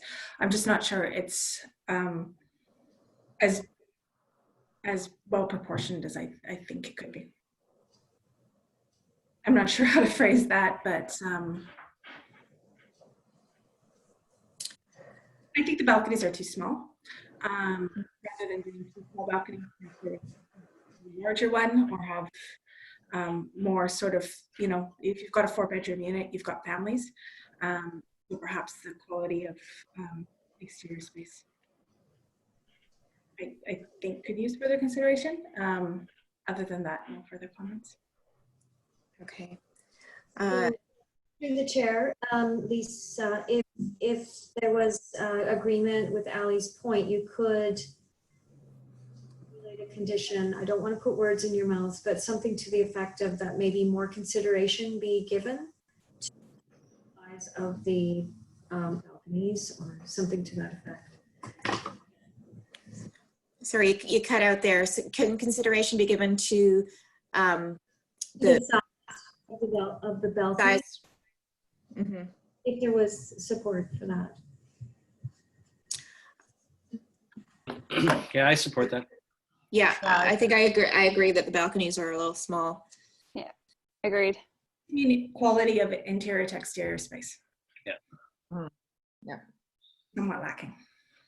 Okay. Lena, do you have anything to add? Not beyond the parking or the snow removal, no. Okay. And Brian? Well, it's the garage door heights, right? Need to be about 8 feet, I would think. 7 feet's pretty small. Yeah. And it was the snow stops, so Jason's points there. The snow stops, the snow damming in the valleys, that kind of thing. Okay. Who am I missing? Me. Jason? Did I get Jason? Julie and Jason? No, I have a question. I'm still trying, so maybe somebody can help me. I'm just still trying to wrap my head around the entry, how you would get into this complex and back out of this complex. And am I right to think that we're going around this little hub, the garbage shed and recycling shed, and that's the picnic, the community area as well? So is that how is that their proposal, is to have a really busy little area surrounded by vehicles coming in and out? It just doesn't, it seems like I just think that there could have been more consideration into that, like cars coming in and out constantly, and it's a busy spot. So I just don't know that that's, I mean, these complexes get really busy. So I don't know, like, is that what is, am I wrong here in looking at this photo of how that is working? I'm just going to ask Joanna. Yeah, just to clarify, yeah. So you're right. There's 2 vehicular entrance points from Crabapple Court, and that mailbox and that community space is in between them. Okay. Is there an only in and an only out? That hasn't been determined at this point in time. Okay. I think some consideration should be thought on if this is going to be like the public communal area, plus having the post office, like plus having the garbage recycling right at the forefront, like as soon as you come in, and as soon as you leave. It's, I don't know that that's, I think more consideration needs to be thought into that location. I just, yeah, I don't know. I agree with Julie. I think that's a really important point. The flow through that area is going to be quite restricted, especially with how busy it is and people parking. And I don't see it as a great community hub, as Julie pointed out. Yeah, especially if you can go in and out of both entrances. Yeah, and he did mention that you can't get, if somebody were to pull up to get their garbage drop off, then somebody couldn't get out of their garage. So that was already a point that he brought up. So I don't know, I think that some thought, they need to figure something out there. You know, is it, maybe that service building needs to be moved so it's not right in the middle, that it's off to the side? Yeah, or have, I like that there's an in, like an entry, like 2 ways in and out. I think that's, it's a nice thought. The issue is now we have, the community area is so small, and it's just going to be, it's a thoroughway, like this, it's just constant round and round of in and outs. And it just seems to be a really busy spot at already an entrance point. It just doesn't seem like the best place to have that. It's usually, you know, like what I've seen in other areas, they're usually off to the side, or they're somewhere not right in the center of everything. And this is right in the center of everything without even a pull out. There's not even a parking pull out where you can pull in a car. I don't know. I'm worried about kids getting run over right there. I don't know. It just seems like it's almost like maybe they could try and see if they put only one entrance, just make the entrance bigger and then shut off the two so that there's more of a safety aspect for children playing. Yeah, Lisa, is there a bylaw or something regarding that? Because I think of other complexes that actually have 2 access points and the second one is blocked off. It's for emergency use only. I'm thinking Montevale is the only one that jumps out at me, but it does have 2 entrances. One's completely blocked off, can't be used. Is that well, somewhere? To me, this is maybe a bit more similar to the Peaks, where you are driving in on one lane and driving out on another, and they're kind of side by side. But in this situation, there's something in between them here. Yeah. Do we have a bylaw that? Or is it like something to do with the fire department? There's something, because otherwise the bill would be open. Yeah, they have to turn around. Yeah. Correct. I don't know the answer to that off the top of my head, sorry. Okay. Okay, so in terms of our resolution, our concerns are addressing the parking, addressing the garage door height. Excuse me, through you, Chair. I think you need to elaborate a bit on what the issue is with the parking. I don't think it'll be helpful just to say. Right. Okay.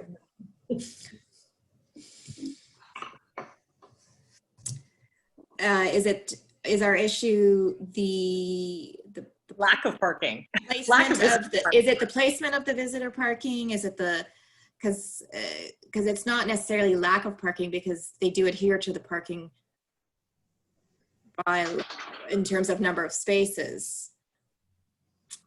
So maybe it's location. Parking. It just doesn't seem. Sorry, I'm not hearing. Or is our issue more with the flow, the traffic flow versus? I think it has to do with the traffic flow, and the location is all kind of combined. I mean, is there only 4 visitor parking spots for all of this? I don't know if the bylaws. There's not. Julie, there are 8 as far as I was able to see. They're quite tricky to find, but there are 5 at the entrance, and then there are 3 towards the rear of the site. Okay. As you move down Arbutus Street. I had that same question, but I think with the tandem garage, I think that's going to be really interesting in terms of traffic flow, people getting their cars in and out in the morning, as well as their concerns about circulation of the vehicles, as well as the size of the vehicles making that circulation. There's a lot of issues.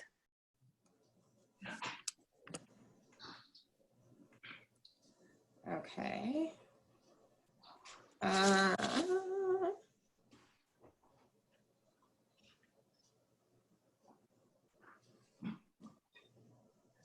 seem to have lost. Oh, sorry, everyone. I just there you all are. Okay. So back to trying to create a recommendation.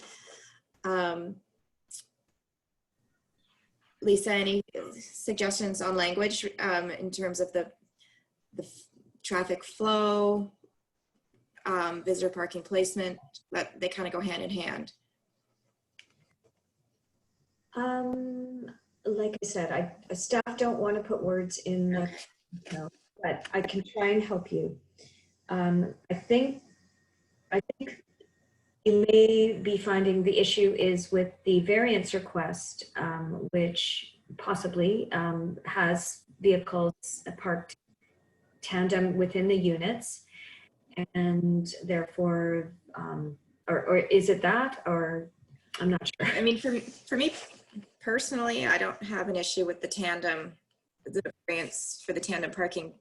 For me, it's more a matter of traffic flow within the complex and taking into consideration the snow dumps, the visitor parking stalls, the amenity building, and how it all ties in together. I don't think they've hit that. Okay, so I think would be good if you could ask as the chair, is there general support for the proposal?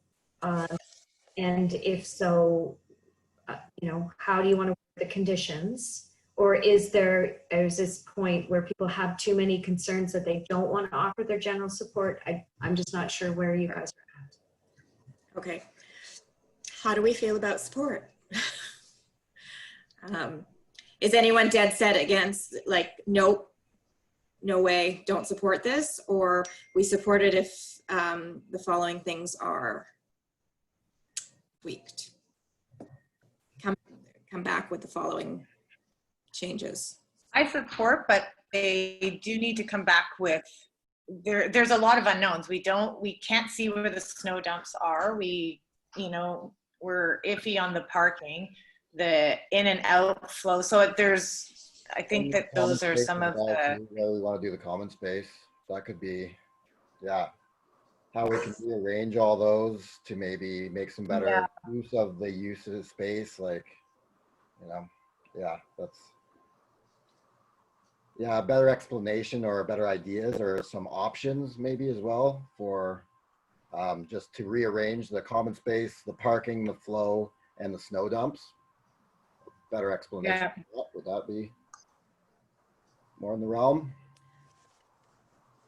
So asking the proponents to come back with a revised. An option at least, maybe, no. Okay, I don't know that. Sorry, go ahead, Julie. I don't know that they need to go back to the drawing board, but it just seems like it's just so tight, and it would be nice, like Jason mentioned, if they could come back and like rearrange the building or say, okay, here's option number 2, and here's where we're going to push all the snow, and here's just so that we can visually see something, because it's really, I'm looking at the plan and it's just really condensed, and that's what I'm fighting with right now. And I understand that's how you make money. I get it, but it needs to be.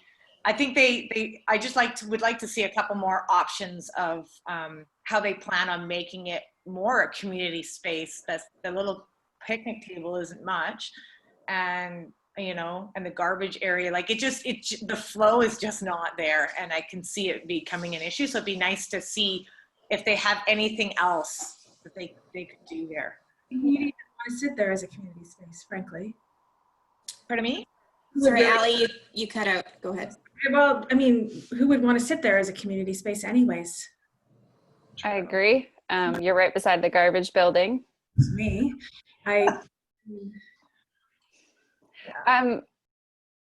Sorry, just also let's consider that there is the Orion building entering into Crabapple Court as well. So that is, that's a fairly high density building with the same amount of traffic, not too far from the entrance and exit of this proposed development.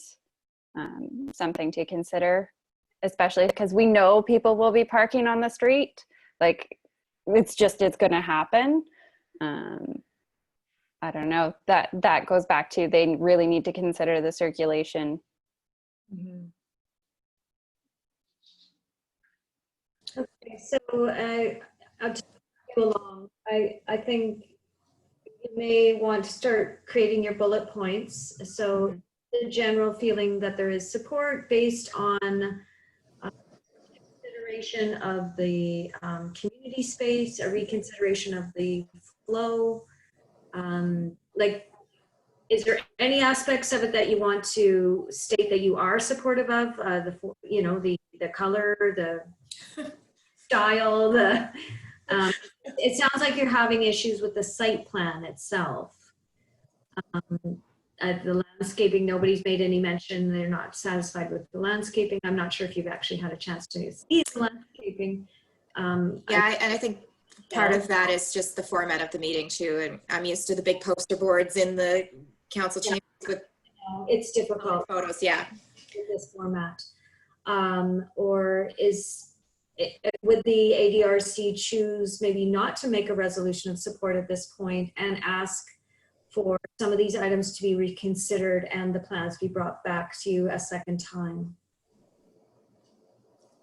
That we have seen that happen as well, if you're not there yet. Or can our recommendation be, like, do we want it to come back to us, or do we want to have these things addressed, work with staff to address A, B, C, and D? Yeah. Back to us. Typically, if there's satisfaction with the plan, but there's a few tweaks, then the ADRC would resolve that supportive based on, you know, a couple of items being worked out at a staff level before it goes towards council. I have also seen this commission make the resolution that they would like to see it a second time, and staff will determine, you know, whether or not we would go through that. But if that's how you're feeling, I mean, I think it's helpful to state that in the form of resolution before it goes forward to council, if you'd like to see it again with some of these considerations taken into account. Well, I think some of these concerns are not minor, and it should come back to us, I believe. I would agree with Lisa. I think that we have some serious concerns about the site plan and the use of the space. I think probably at this point it's best to, like, I get what they're trying to do, but I also look around the communities that currently exist and the current townhome complexes, and I just foresee the same problems that exist there will be present in this development, which is snow removal and parking, as well as circulation issues. Okay, let's draft a motion that we, blah, blah, blah, the beginning part, that we support the project in general, however, would like to see it another time, one more time, with changes in following. Here, I'll try and help you out. Thanks, Lisa. With consideration given to the size of balconies, of usable common space, to the garage height, circulation, garage height. I mean, some of these items that you're stating are not necessarily based on the design guidelines, but maybe more of this commission's understanding of what makes a livable multifamily, knowing the way we live here and, you know, the space needed to live in Pemberton, because everybody, not everybody, I don't, but because a lot of people have a big truck and a lot of people carry a sled and a lot of people have kids that, you know, they want to be able to watch over, I don't know, something like that. So that maybe it's more livability aspects. That's what I'm hearing anyways. So two family living, you know, in a quality environment. So what else did I note that you said? The placement of the common space. I think I already mentioned that. Garage door height. Snow stop, just the plans. He said that they had the plans for snow stops. Yeah. All that as well. Yeah, if they could just include that. Yeah. If you want to see more information on the snow storage plan.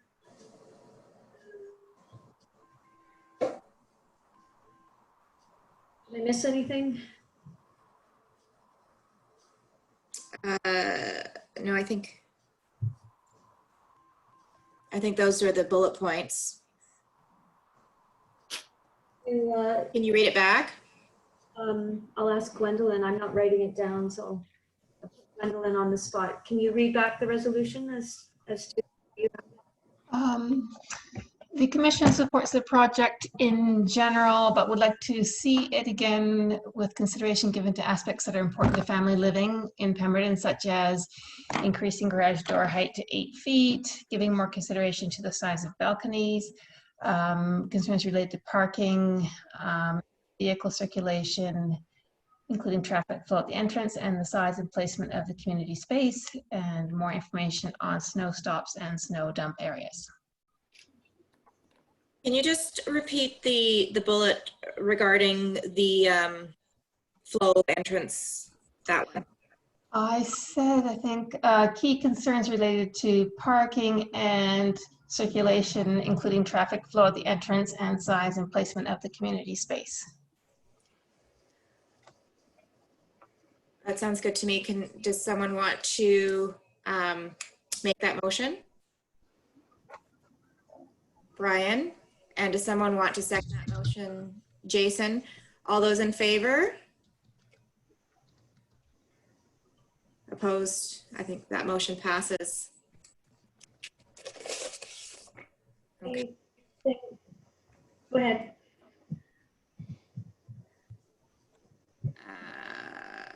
I'm trying to find my agenda, sorry. I guess next up would be motion to adjourn, or are we going to set another meeting? The next motion would be scheduling of the next meeting. Okay.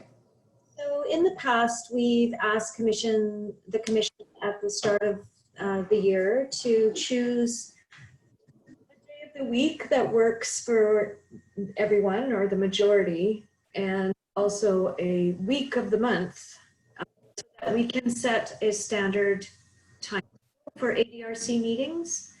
So it's Thursday. Is this a good evening for people? And is there a particular week, month that we could set aside? And basically what we would do is you would pencil those meetings in. And if we need one, it's going to be held on that, third Thursday of the month or whatever it happens to be. And if we don't need one, then we would let you know. Okay. Is Thursdays a bad night for anyone? Like, should we try and stick with Thursdays? I guess none of us have anything going on these days, so. It helps that there's no extracurricular. Yeah. For now, why don't we say the first Thursday of the month? And is 5:30 a good time? Just a sec. I'm trying to work it so it's not the same week as a council meeting. Right. 1 second, let me just think about that. If it's the first or the, we typically hold council meetings on the first and third Tuesday of the month. We could look at either, would the second work? The second Thursday of the month work for everyone? Sure. But yeah. Yeah, let's go with that. So, so I will ask everybody to put a placeholder in their calendars for the second Thursday of each month in case an ADRC meeting is needed. Do we foresee any need next month? I guess the applicants tonight will meet with staff or we'll have a conversation about the comments. And I don't know if they would be prepared or ready to bring back anything next month, but Joanna, can you remind me, do we have anything else in the hopper that might be coming forward to the ADRC in June? I don't believe so. Yeah, I don't believe so either. So anyways, we would let you know if when your next meeting will be, and we won't have to do a doodle poll now that we know it will be the second Thursday of the month as needed. All right, so other than that, I think you as the chair, Lisa, would just need to call to adjourn the meeting. Yeah, can I have someone make a motion to adjourn the meeting? Unless anyone had any other questions. Oh, no. Anybody? No. Okay, so I need a motion to adjourn from Brian, second by Ally. I think we're adjourned. Excellent. Thank you so much. And thank you for putting up with this, the new normal. We'll see how much longer we have to do it this way.